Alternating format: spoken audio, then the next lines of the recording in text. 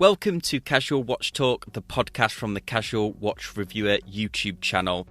Join us as we talk everything watches, from watch collecting, the latest horology news and interviews. If you're not already subscribed, subscribe on your favourite podcast app. Let's dive into the show.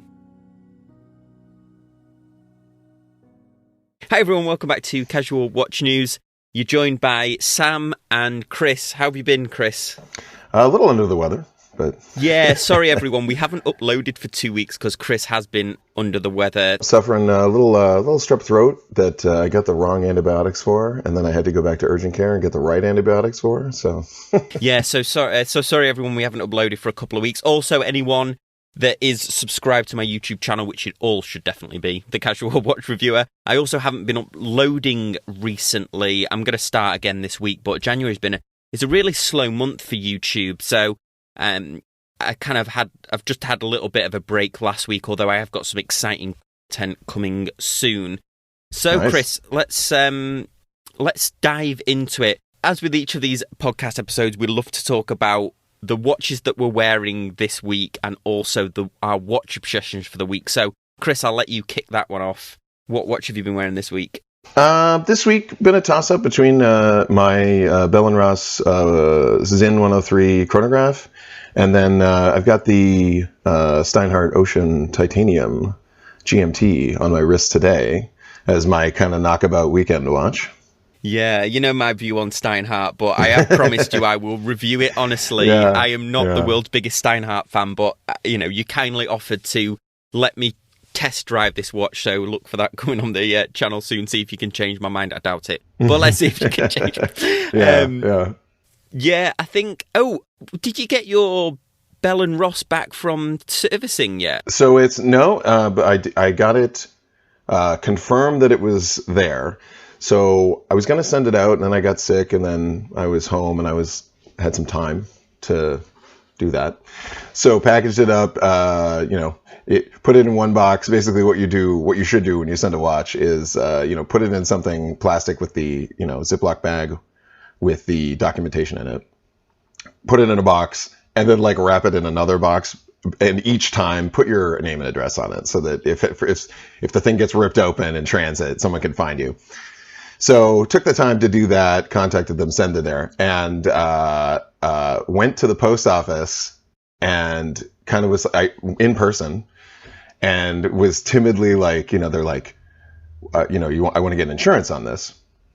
And they're like, okay, yeah, sure, no problem. And so they're like, to send it to LA, it was like $13 or whatever. And they're like, yeah, with, $50 of insurance. And I was like, oh, no. No, 2,000. And they're like, oh, and this 20-year-old behind the counter was like, oh, this is serious business. So then it was like, yeah, that'll be $38. Wow. Well, yeah. And so I got the tracking number and kept an eye on the tracking number meticulously, had that up in the window, made sure it was delivered, and then they confirmed. They sent me an email that said, yes, we got it. So it's in place. Haven't received any. They've had it for a couple of days. Haven't received any status or anything, but I will keep you guys updated. Yeah, absolutely. So I guess I've been wearing, again, this is like the third podcast in the row, but I'm still been wearing that Ultimate Turtle. If anyone's not seen the video that Chris and I did on this, we basically made the Ultimate Turtle for me. We regulated the movement, we put new hands on it, and the hands are just fantastic. And I'm obsessed with this watch. The first time I've ever been obsessed with a Seiko watch. So I've essentially been wearing that and my Tudor, the Black Bay 58, of course. But yeah, I just love this.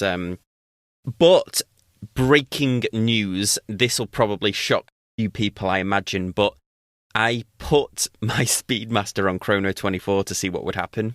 What? Yes. Yeah. Oh no. Yeah, I know it's the watch that I've had the longest, and if anybody's been watching the channel, you know that I absolutely love this watch, but since I got it serviced, this sounds awful, since I got it serviced, it's in such pristine condition, I'm absolutely paranoid about wearing it. Now, I'm suddenly realizing... That's interesting. Yeah. It's interesting that it ruined it, sort of. Not ruined it, but made it salty, for... Yeah, it was... I'm not wearing it. And I realised that on Chrono 24, they're going for around about $4,000, let's say, between $3,500 and $4,000, and I'm like, wow.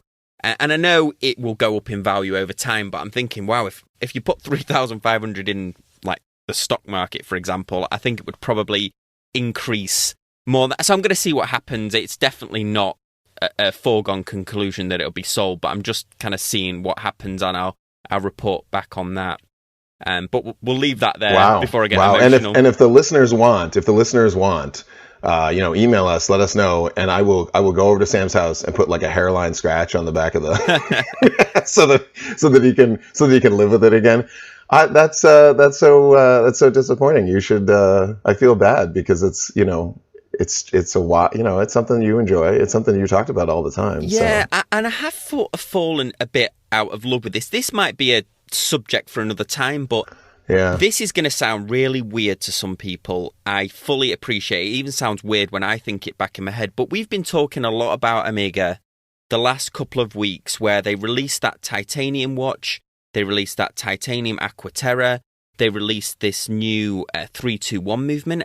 I think that they are absolutely taking the piss with their pricing, and it's affected. Honestly, this is going to sound weird. It affects how I think about the brand. I loved Omega. I loved what they represented. I think this just nothing but absolute price gouging really affects what I think of the brand. And it happens with Seiko as well. Like, I think some of the new Seiko models, that Seiko Arnie watch that they're knocking out for $400, which is essentially a quartz watch that looks cool but is overpriced. It's affecting how I think about Omega. Now, I've got a couple of really cool Omega reviews coming up, so I'm going back and forth on it. But I'm not sure what direction they're taking, and that's not the primary reason why I'm selling it. But it gave me certain pause for thought about whether I would buy another Omega watch. But anyway, I'm probably going to really upset a lot of people who probably will unsubscribe from my channel for me daring to mention Omega. And I'll probably if I do end up selling it, I will make another upload on this so that you guys can really understand the thinking behind it. But and I will say, and just to finish, I will say, you did mention to me one time, you said, you used to swim with your Speedmaster, and now that you know more about them, it's this catch-22 that we're in as watch aficionados. Yeah. Is when you know how the seals work, when you know like how the pressure testing works, when you know how these watches are put together, when you know how tenuous like a snapback, like a 30 meter where the case back just snaps in, when you know how tenuous that water resistance is, when you suddenly discover that, then you're like, oh geez, like my Orient Bambino, I won't even wash, like I won't even touch, I will take it off to wash my hands.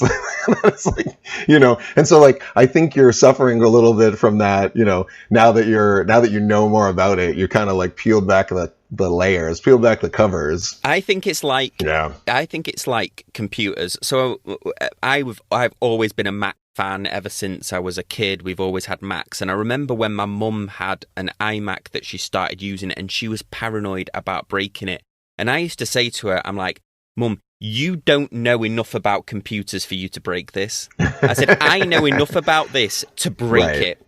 Yeah, and it's the same. And so that's an excellent point. Excellent point you made there. That the more you know about watches, the more you know about the ins and outs of it, and things like that. So anyway. like my father-in-law was winding. I got him a Khaki King mechanical, and he's like, oh, I love this watch, and he's winding it, and he is just like grinding on it for like 40 times, which is fine. Like I know the barrel is not connected, so I know like you can't, it's not like an 1850s watch where you'll snap the barrel or whatever, but he's just grinding on it. He must have put like 50 turns into the thing, and the whole time I'm like tensed up, like, oh my god, stop. But it's a Hamilton Khaki, it'll be fine. It's an Omega Speedmaster, it'll be fine. Yeah, and it's funny, isn't it? Because even if you did like destroy it, you still would send it in for a service, and they would probably replace all the. But anyway, before I get all emotional about my Speedmaster, we'll go on to what's your watch obsession been this week. All right, so two so far. If you've been watching my Instagram, I have been working on that 300 homage that I did, built out of Seiko parts. Used an SKX case, got a dial and hands, and have basically I had the dial in hands, and I liked how it was coming. So I went back and I ordered a loom ceramic bezel insert and then a coin edge bezel. And then I did some more, and I got that together, and I was like, oh, it needs the top hat crystal. And so it's a good thing Crystal Times is in the U.S. They're close. They're like, they ship from Irvine. You're like, I want to go down the street and raid their parts department. Anyway, got that in, so that I put that together. So that's one of my obsessions, definitely this week. How about you? Yeah, I've been because it's January, and of course January is the month that I suddenly get into the gym for the next 3 months. I've been kind of thinking about whether I need like a G-Shock again. But I've been the beast inside me has been like obsessing about G-Shock watches for like the stopwatch functionality and things like that. But then the rational part of me, so like the angel on one shoulder and the devil on the other, the angel inside me has been like, well, you've sold every G-Shock you've ever owned. You've got a perfectly good citizen watch, and really what you do need is you could use your phone fitness app. You've got a heart rate sensor that's going to tell you more than a stopwatch. But then I'm like, oh, but G-Shock could be so cool. And so I've been kind of going back and forth with it on whether I should get another G-Shock collection or not. I mean, I've got that great little Citizen Pro Master. I love that. But what's your is that your knockabout? Knockaround watch? Is that? Because I've got a couple actually. Yeah, that's the knockabout watch. Where I've done a video on it. That little Citizen Pro Master, I think, is probably one of the best dive watches you can get for under $200. It's quartz. Citizen, I think, do a better job of their quartz watches than almost any other brand that I can think about. Especially like Seiko and stuff like that. I think their quartz watches are really cool. But yeah, but you currently don't have a little G-Shock. You don't have a G-Shock with stopwatch. You don't really interesting. I still have mine from long ago. Yeah, I have sold them. I had that Rangeman, which I think the Rangeman's the best G-Shock they ever made. I sold that. I go up and down with my collection because I'm reviewing watches so often. It's funny that I kind of fall in and out of love with them. This is the thing that I think, going back to my Speedmaster. Now, I've never really... there's only one watch I ever regretted selling, and bearing in mind, I've bought and sold tens, if not in the hundreds of watches over the years. I only ever regretted selling that little CWC mechanical watch. Mm-hmm. I only regretted it not because I wanted to keep it. I regretted it because I thought I could sell it for more like a couple of years afterwards because the market went crazy. So I'm not sure that I will obsess about my Speedmaster after I sell it. But anyway, we'll leave that there because I'll start getting all. You will when they go right. Well, when you will when they go up market and they're $6,000. Well, maybe, but then, that's when you'll. Yeah, but then I'm gonna do that. If I do sell it, I will honestly. I promise the listeners here that I will do a breakdown on my channel. I did this with Rolex a long time ago where I said, is Rolex a good investment? Like if you'd bought a Rolex, I think I went back to 2010, and so I did 2010 to 2019. Like if you'd bought an $8,000 Rolex, how much would you make if you sold it? And regardless of what regardless of how you look at it, even if you put that money in the stock now, obviously, this is an investment you can wear. There's people that buy watches not for investments. I buy them not for investments. Otherwise, I would buy Rolex. But, even just not knowing anything about the stock market and just throwing it in like a... Whatever, yeah, you whatever. Make more money. 7%, yeah. Yeah, you'd make more money back on it. But anyway, we'll dive into the news because we've got a couple of news stories, and then we've got to talk about the biggest controversy, I think, in the watch YouTube scene for a long time. So we'll save that one till the end because we'll probably have quite a good conversation about this. And we promised each other at the start of this that we wouldn't talk about what we knew about this news story because we want a fresh reaction. And I think that's probably the best way of doing it. So, all right. First story, as always, I'll read the story out and Chris, you can have a bit of a comment on it. This story's from Watch Pro, and again, all of these links are in the show notes page. So first story is eBay released its watch sales for this year. No surprise that Rolex accounted for 25% of the watches, or the luxury watches that are sold on eBay. But they released the top 5 watches that were sold on eBay. Now, I'm amazed by this. So it starts off $100,000. They sold an 18-carat rose gold Pearl Master for $100,000 Rolex. Next, $139,500 Patek Philippe Grand Compilation manual wind.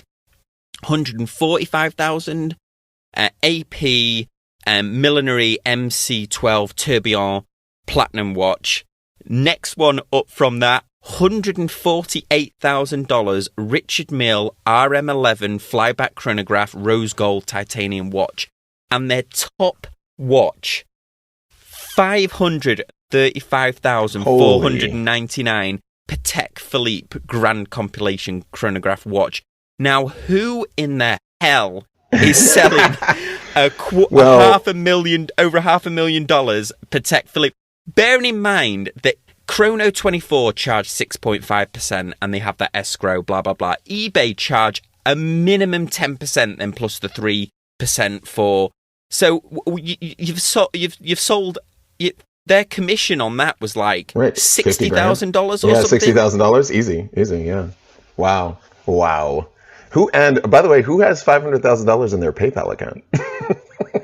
Exactly. It's just like you go to the did they do financing? That's what I want to know. Like they finance, they're like, we'll do the Affirm financing, or that's wow, $500,000. That's truly, it's kind of truly goes back. I think eBay in its heyday, early 2000s, so 2005, 2007, something like that. It was like that novel, like this thing sold for, crazy millions of dollars or whatever, when you had those listings where people would just put something that was, like Britney Spears used Kleenex or whatever. Yeah, whatever it was, or the who's it, the Jesus Toast. Do you remember that one? Oh, yeah. Stuff like that. Then you would see, then I could still believe that. But I find it, wow, that is surprising. I don't have that in my PayPal account. So. No, and then I know eBay have this eBay verified thing, which I think they charge even like 20% for. So yes. So I do know a little bit about that. Apparently, they charge, but they become basically the middleman. So then they take the watch, it gets sent to their middleman, it gets inspected, and all this means is someone's paying the additional $200 to have this happen. So this isn't going to happen on your 1970s Seiko Bellmaster or whatever. This is for something that you're in for $10,000-$15,000. I would say I've seen it on watches in the sub $5,000 range. Yeah, it's a good service that they own, and they're obviously they're trying to go for this more luxury market, as they're no doubt receiving immense competition. But yeah, it's funny what you say. I mean, I've sold on eBay since, I think I registered my eBay account in 2005, and there was a time that you could sell pretty much anything on there. Now it's a lot harder. I mean, I have stuff sat waiting to sell, not watches in particular, but other things like household things that sit there for months not being sold. Right. But okay. Yeah. So next story is, and it's another one to do with an auction, and this is a story that I have been messaged at work multiple times about this, even because people are just, oh, you like watches, and it is a really interesting story. Now, when the first people sent me this, they were like, oh, there's the Watch on Antiques Roadshow. And I just assumed it was that one that was circulating about 5 years ago with the guy who had the GMT. But, the original GMT, yeah. And he got it when he was in the army or whatever. But this one's even more amazing, isn't it? A guy went on Antiques Roadshow with a we say brand new, but he kept it really is, yeah. Yeah, this pristine condition Paul Newman Rolex Daytona, and they wanted, like, it got value between $500,000 and $700,000. What? Right. Yeah, what do you think about that? I was looking for comments about this. His reaction seemed a little canned. I'll say that. because he kind of does this like slap duo, like I can't even believe it, and then falls over kind of thing. I think is a little canned. Okay, everybody had fun with that. But yeah, the specific, he had the specific. It's like, what's it, the quarter that got stamped? So like 10 quarters back like 100 years ago got stamped two-headed. So there's like, the two-headed quarter. Oh yeah. And it's like one of maybe 10, and they just happen to be worth hundreds of thousands of dollars because it never happens. So it's like this lightning strike sort of situation where it's like he just because if he had a GMT, he'd be, what did he be, 70, 80,000 maybe. But because he had the Daytona, I got the same thing. I got a bunch of people being like, "Oh, hey, did you hear about this?" Yeah, it's funny, isn't it? Little cliche, But yeah, it was sad though. My reaction is he never wore it. Yeah. So this is the sad, watch aficionado in me that says, right, but you didn't enjoy having a Daytona. I mean, it's so amazing now. Okay, you could potentially get all this money, and someone could certainly enjoy it. Now, what I'm interested to see is if someone buys this, is this someone who's going to pop it on their wrist? Yeah, it is a shame, isn't it? It's that age old, especially with the way that Rolex is now. People are really seeing them as an investment. Not that they weren't a couple of years ago, but certainly it's got crazy now. So let's do our final story here. Seiko have released. People are calling it the King Turtle. I don't think that's their name for it.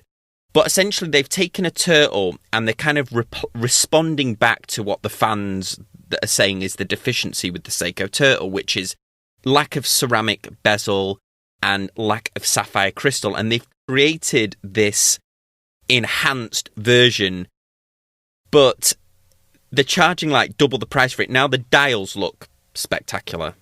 Mm-hmm. But yeah, so it's the SRP E03 is that black dial. It's sort of a grid.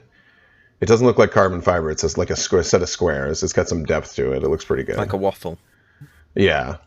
And then the blue one is... Let me look it up I believe they said the blue is actually limited edition. I don't see anything on Long Island Watch about it being limited, but it's the SRP E07. Okay, so what did I say, 03? Yeah, 05? It's 03, 05, and 07, I think, are the... Oh, okay. I only saw two, though. There's definitely, there's another one. Oh, there's the green one. All the black. Green There's a green, and then there's an all black one with a ceramic. All black, and then the blue SRP 07. The blue looks great.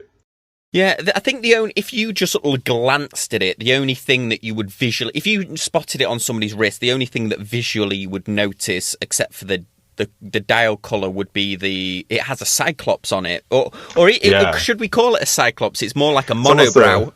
Right. The long clops. The long clops, yeah. It's and because we created the Ultimate Turtle, which I'm wearing at the moment, we put a sapphire on it. And we could have put ceramic if we wanted to, but we didn't. But we tuned the movement. Now, if you watch that video, there was a whole to-in and fro-in, and I spent far more on this watch than I ever needed to. But if we were just looking at the raw cost of it... Final cost, yeah. Yeah, it was like $45 for the sapphire, which is beautiful. I guess, what do you think a ceramic bezel would have charged? So my ceramic bezel was like $50. Okay, so that's like $100. So you could have bought...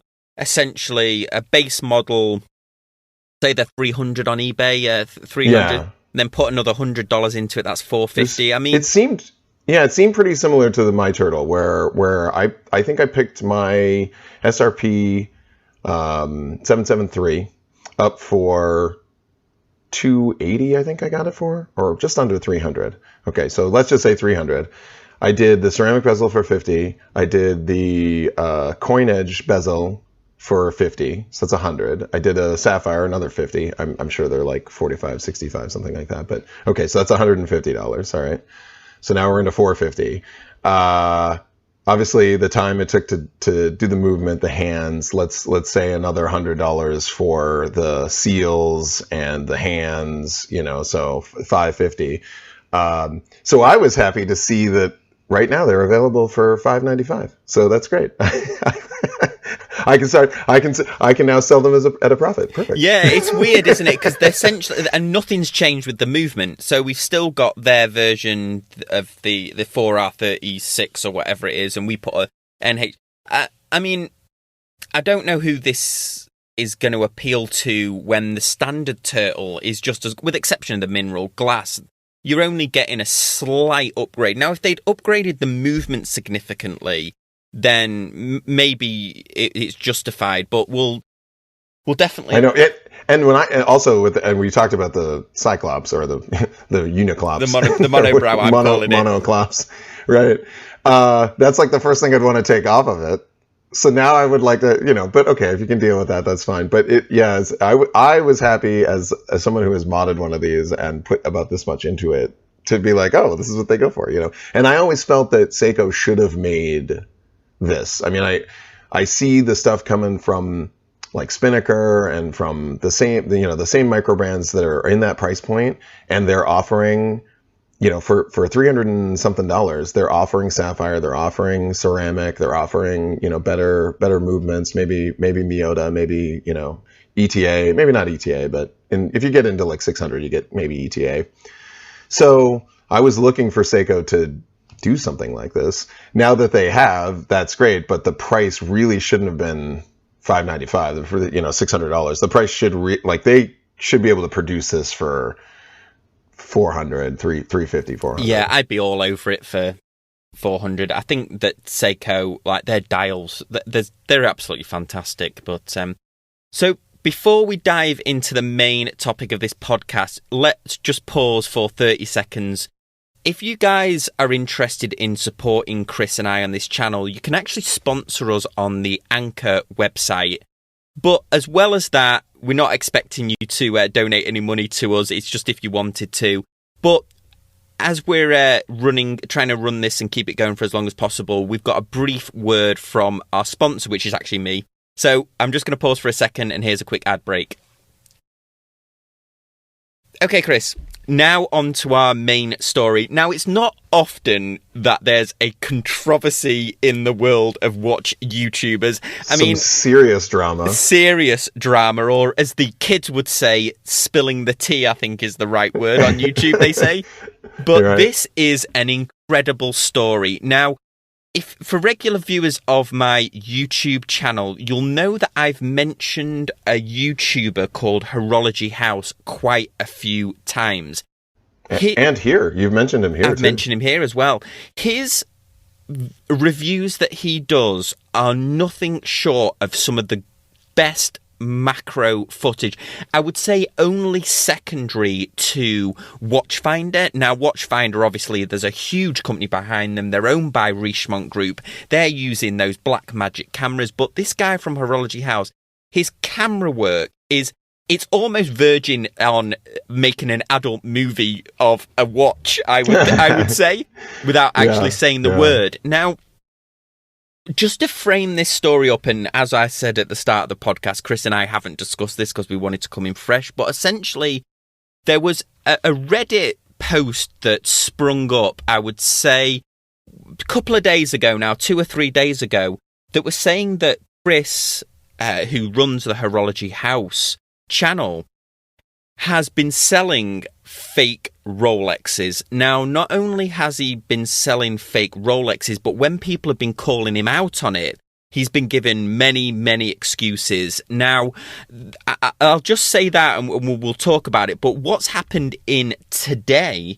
and this is 3 days later after the story broke, and we're on the 2nd of February here, 2020, that not only has he he only responded once to these accusations, but he's made his Instagram private, he's deleted his own subreddit, and his YouTube channel has been taken down. Now, he had 67,000 YouTube subscribers, and I predicted in one of my recent uploads that he would surpass even the likes of Teddy Balbazar, because his reviews were stunning. That his camera work was just, I was so jealous of this. So this it's amazing, really, in the watch YouTube scene. But what have you heard on this, Chris? Yeah, so I was browsing Reddit r watches the other day and just casually, and then somebody said something, and I saw something about Horology House, and I was like, oh, Horology House, that's the guy that does the macro shots, the super good. I mean, you had mentioned he made a G-Shock. I mean, he made that new G-Shock, the new... like the Royal Oak version, people call it the G-Shock Oak, they're calling it. The G-Oak, the G-Shock Oak. He made that look like $1 million. I mean, just in his macro shots. So I was looking through Reddit and kind of the comments, and I was like, "Oh yeah, I know this. I know what this." I was like, "Really, this guy?" And I also apparently he posts or someone.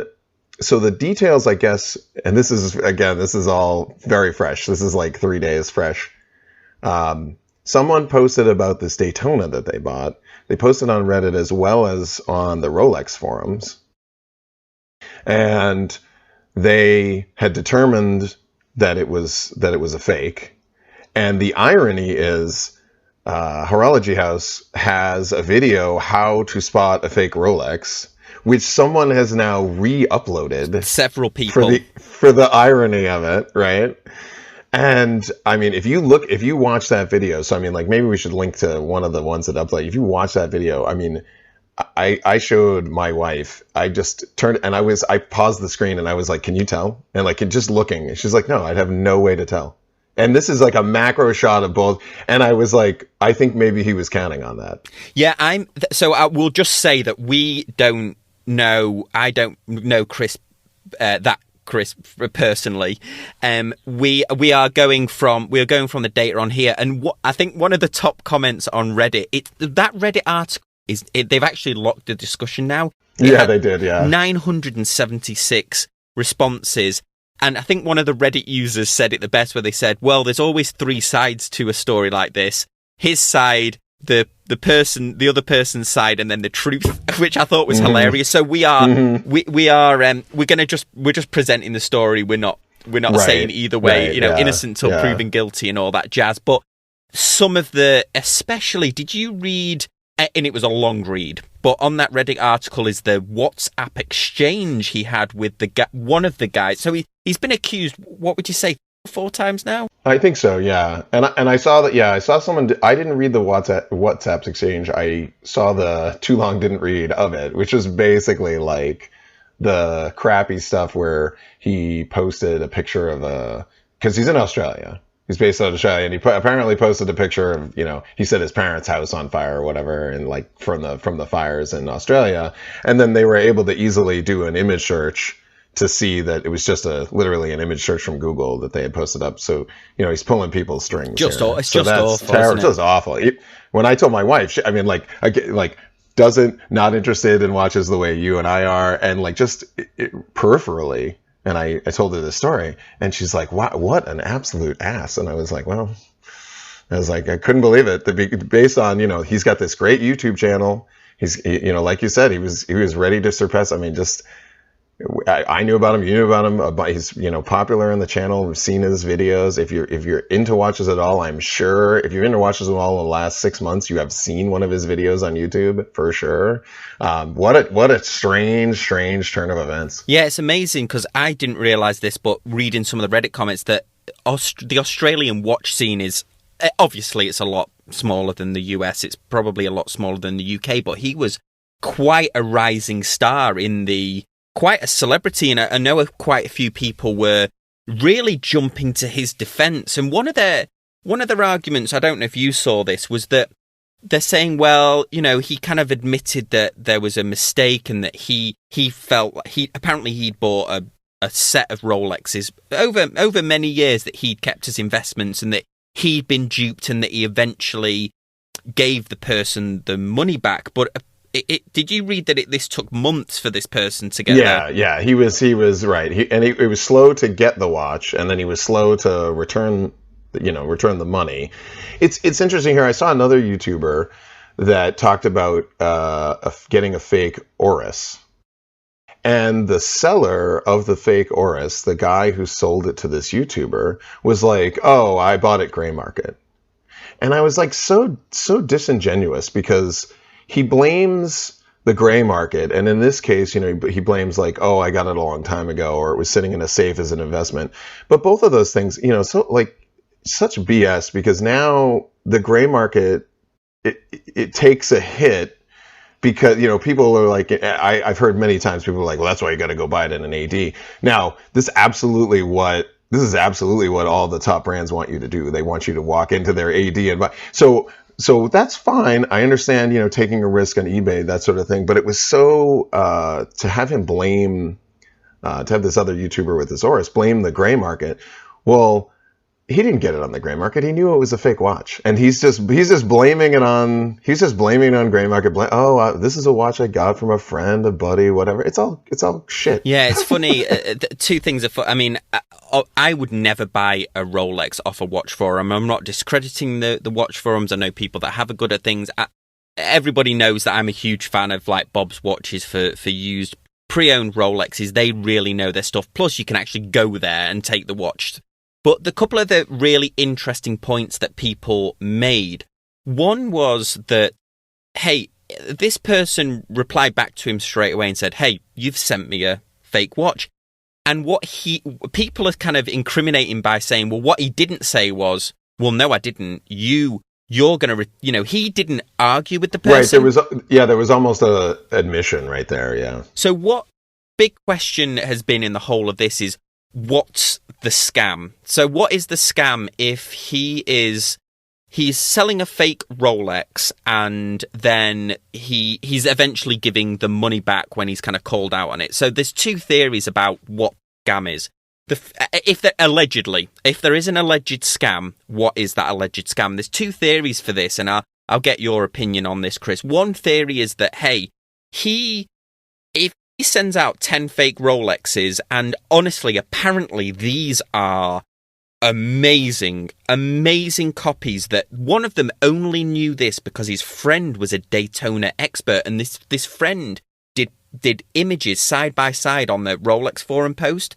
So he's saying, well, he only needs to refund 9 people and he's made like 30 grand on the one person that he's fooled. So that's one theory that I'll get your opinion on in a second. The other one is that he charging allegedly a sales tax, so an Australian sales tax of 10%. So is he basically selling it, charging the sales tax, and then refunding it minus the sales tax? So he's making like a 10% levy on it. But what do you think on them two kind of theories?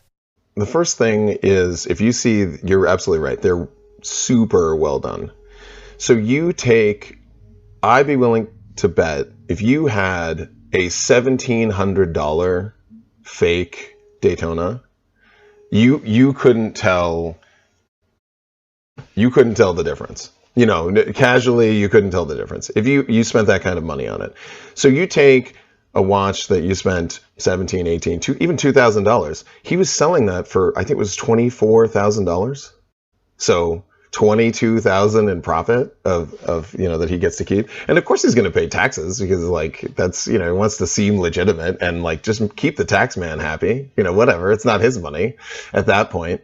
So that's kind of, I feel that's kind of the scam is he sends it to 10 people and maybe one person is like suspect, and he doesn't say anything. He immediately is like, okay, dude, I'll give you your money back. Don't worry about it. Let's keep this off the channel. It's kind of what I took. And this person went out of their way to be like, no, I'm not keeping this off the channel. Everybody needs to know that this is happening. Yeah.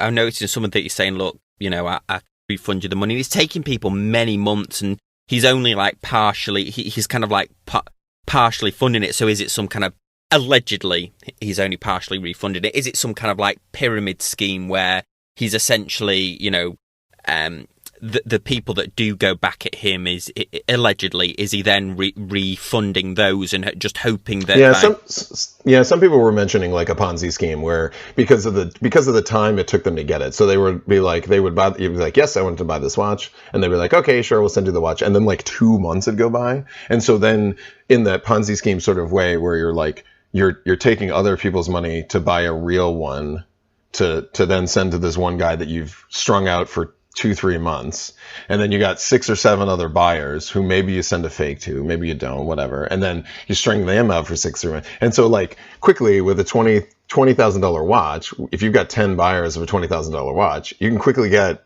a pile of money in a Ponzi scheme where you never pay, where eventually it falls down and you never pay, you never get these 10 watches out to these guys. Yeah, it's amazing as well. And if this did happen, if this is a real thing that he did scam these people, then it's funny because his YouTube channel adds a lot of credibility to him as a person, because not only is he getting hold of some incredible watches, like he's got Grand Seikos on there, he's got and these watches I'm sure aren't that easy to get hold of, certainly in Australia, where I know Jody at Just One More Watch talks about this, where the Australians pay a premium on top of what we would pay over here. Because they're not Asia, they're not the United States, and they're not Europe. And so they suffer, and it's like basically in that order, that like Swiss marketing or Swiss manufacturers, like they're advertising to Asia, they're advertising number 1 Asia, number 2 US, and actually maybe even number 3 US, but then Europe. Yeah, Australia falls off that. Yeah, and it'll be funny because apparently now he's got no real way of like responding to this. He's taken down all his social media ones. I was stunned. I mean, like, admission of guilt. I was stunned. I was sitting down last night and I was going through YouTube, just watching some stuff on the TV, and I saw my subscription. So I was subscribed to his channel, and then it was just blank. And it looked like it wouldn't load, and it was like I thought something was wrong with my Roku. I was like, "Oh, Roku's broken," like this, and I was like, "Wait, did he take everything down?" And then like pulled it up on my phone. I'm like, "Oh, it's gone." Yeah, and you could tell from when I reviewed it on my channel just how proud I was of how he was filming these watches and how he represented the YouTube community, and how jealous I was of some of those. We joked about this, but that video he did of the G-Shock Royal Oak, I mean, that could be the opening title sequence to a Star Wars film. I mean, it was incredible. I mean, as soon as you watch that, you're on Amazon like, oh, I have to have this watch. Yeah, I absolutely did the same thing. I looked at them, and then for anybody that's done it, like, we should talk about, we should do a thing on kind of watch photography. But if anyone's even like mildly attempted it, and I mean, I was doing some yesterday, you look at it under a 10x, or you zoom in with your camera, you get your SLR pointed at the thing, you light the thing with, your soft lights or whatever, like, I'll still see little specks of dust and stuff. I mean, he had immaculately clean, and I was like, oh. It's and then he had, like, in some of his shots where he presented them really well as well, and in some of the shots he had his lenses in the background, and that is, I believe the photographers call it glass, but that is like several tens of thousands probably dollars worth of lenses that he had in the background. So he must be some kind of professional photographer, whether he's a news reporter. He must do it for a business, because it was incredible, some of his, and the fact that it enhanced it even more, because Watchfinder's always a mystery, isn't it? Because you only see the guy's hands, you never actually see him. Right, you never see the person. Whereas at least showed who he was. Yeah, and you would totally buy into that he was, fully above board. You probably wouldn't question, if you were buying a Rolex off him, that he ran that you mentioned, the Australian forums, or the Australian scene. He apparently was a moderator on the Facebook forums for the Australian watch group. He got a ton of people there all riled up, so that was interesting. And then he had another person that was working with him on the Australian watch forum group Facebook that like came to defend him, and etc. And that got all weird internet drama. But yeah, well, we'll leave a link to this Reddit, and then you obviously make your own minds check up. it out. We just wanted to bring this story to you. I guess we're not deciding either way, and honestly, innocent until proven guilty. Probably guilty. But, the way when that YouTube channel disappeared, one of the things that I'm interested in asking you about is, I have not been to Bob's Watches, but I would be very curious to see the secret room at Bob's Watches where they have we know this is fake and we have to call the customer and let them know. That has to happen. That has to happen all the time. I'm sure it does. I've been in there and sat with some of the valuers and stuff like that, and what they know about Rolex is, it would blow your mind. I mean, they've told me things about, they'll be like, oh, this watch is worth 20,000, but then there's this one that's got this slightly different font, or that. There's one called the Flat 4, which is essentially the Rolex Kermit watch, which, if anyone's familiar with Rolex, is the green bezel and black.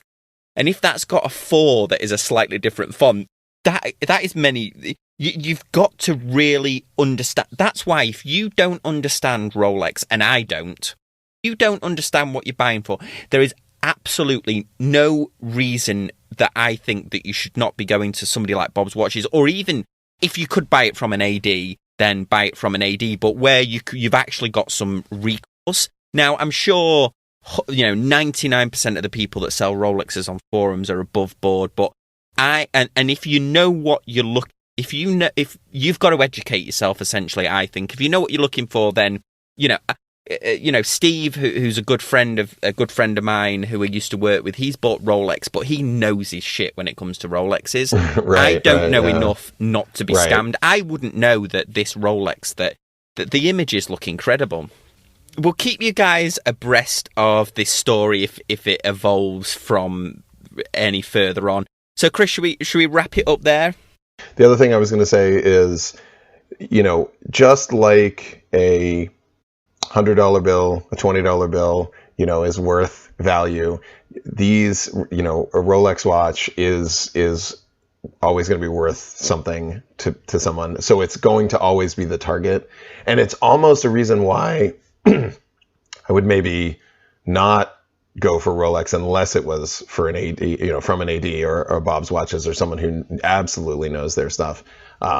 Because these are going to be the watches that are going to be the most copied. These are the $20 bills of watches, because they can turn them out. They can build amazing ones for $1,000 and turn out $10,000 for them. Yeah, and that is a great. I'm glad you said that. That is a great point, because while Rolex continues to mess about with the market, restricting what they're doing, it's encouraging them to go down these other routes. Like Rolex is, whatever they're playing at, who knows? But it's encouraging people who want to buy Rolex, who love the brand, who want to invest in it. They're having to look at these alternatives.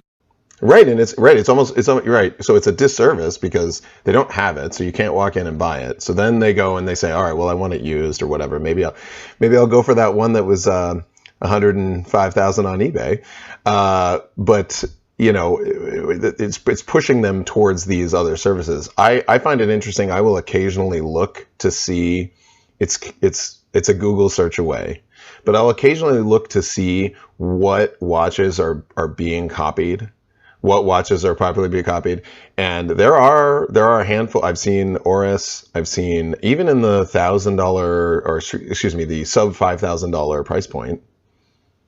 I've seen Oris, I've seen Bell & Ross, I've seen, a bunch of these brands, and I'll sort of key into like which ones they're making. And so like that top, so like if you see a Blackbird limited edition Bell & Ross on eBay for $2,000, don't buy it because it's a fake. If you see a a brand new Oris Aquis on eBay for $1,500, it's a fake. You have to watch out for these sort of things. So it's certainly not I don't think it's as prevalent in the other brands. So it makes me think like maybe I'm safe because I'm not buying them. Yeah, and that's probably a little bit of a tease for an upcoming upload that we're going to be working on. So guys, let us know what you think of this. Either email us directly at thecasualwatchreviewer@gmail.com. You can also contact me on my Instagram, which is at thecasualwatchreviewer, and then Chris's Instagram, which is at everydaymastery, all one word. You can contact us, let us know what you think of the news stories this week. We appreciate you listening. Chris, thanks again for joining me and talking the horology news. As always, guys, we appreciate you listening, and we'll see you next time on Casual Watch Talk. Thanks, guys. Bye.